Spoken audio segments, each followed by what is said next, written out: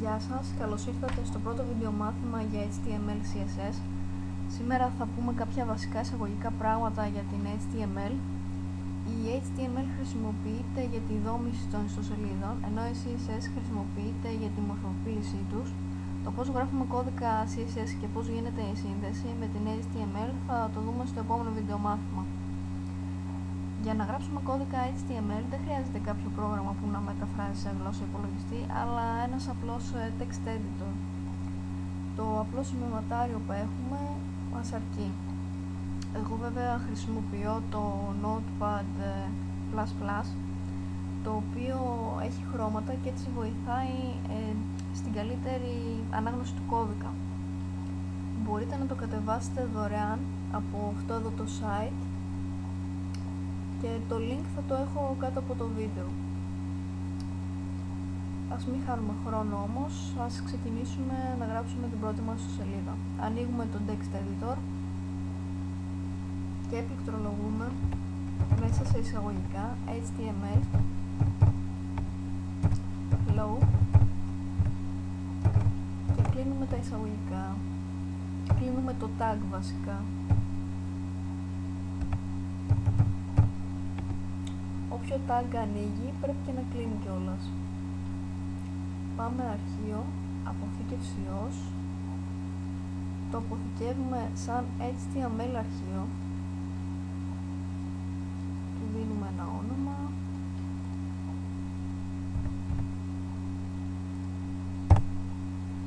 αποθήκευση και πηγαίνουμε στο φάκελο. Ανοίγουμε το αρχείο, τη σελίδα μας και βλέπουμε ότι γράφει hello. Σε περίπτωση τώρα που θέλουμε να κάνουμε κάποια μορφοποίηση στο κείμενό μας, μπορούμε να βάλουμε μπροστά H1. Μπορούμε, αυτό πάει έως 6, το H1 είναι τα πιο μεγάλα γράμματα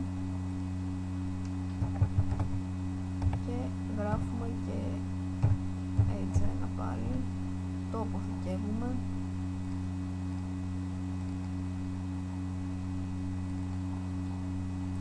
και βλέπουμε ότι το κείμενό μας έχει μεγαλώσει. Αν θέλουμε τώρα για παράδειγμα να το υπογραμμίσουμε κιόλας, πάμε πάλι από μπροστά και γράφουμε U μέσα σε εισαγωγικά και στο τέλος του κειμένου πάλι μέσα σε εισαγωγικά με κάθετο μπροστά U.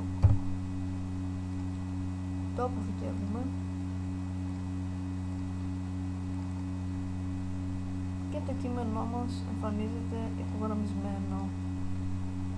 Σε περίπτωση τώρα που θέλουμε να εισάγουμε και κάποια εικόνα μέσα στη σελίδα μας, πολύ απλά πάμε πάνω και πληκτρολογούμε πάλι μέσα σε εισαγωγικά image, img, source, ισούται μέσα σε διπλά εισαγωγικά γράφουμε το όνομα της εικόνας καθώς και το αρχείο της εικόνας.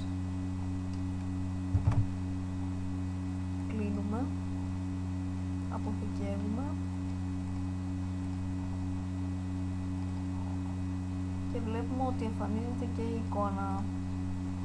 Για να εμφανιστεί η εικόνα πρέπει η σελίδα μας και η εικόνα να είναι αποθηκευμένα στον ίδιο φάκελο.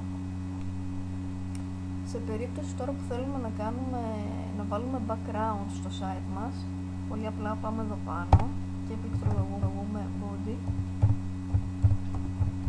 background, ισούται το όνομα που έχει η εικόνα μας,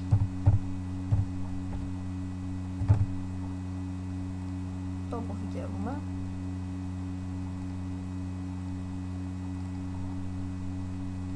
και βλέπουμε ότι η εικόνα έχει γίνει background στο site μας. Σε περίπτωση τώρα που θέλουμε να εισάγουμε έναν πίνακα για να βάλουμε μέσα κάποια στοιχεία, γράφουμε table, από κάτω για να εισάγουμε γραμμή στον πίνακα γράφουμε tr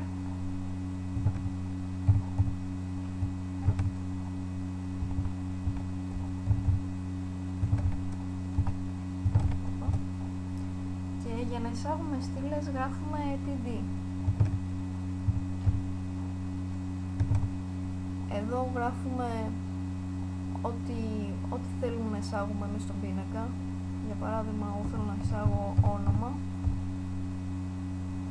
και το κλείνουμε. Άμα θέλουμε να δημιουργήσουμε και δεύτερη στήλη, αφήνουμε κενό και γράφουμε td πάλι. Το στοιχείο που θέλουμε να έχει μέσα ο πίνακας, εγώ π.χ. θέλω να έχει επίθετο και το κλείνουμε.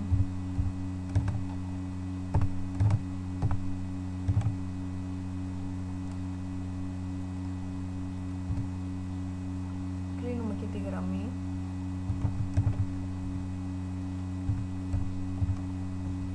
Και κλείνουμε και το πίνακα. Το αποθηκεύουμε.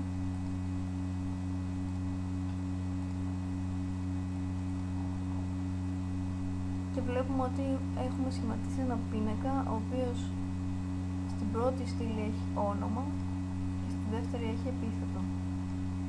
Άμα θέλουμε να κάνουμε ένα πίνακα, για παράδειγμα με 2 γραμμές και 2 στήλες, πολύ απλά κάνουμε ένα copy αυτό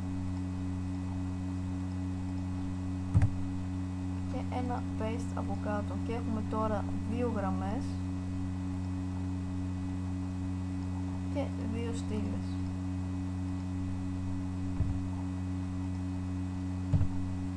Το αποθηκεύουμε.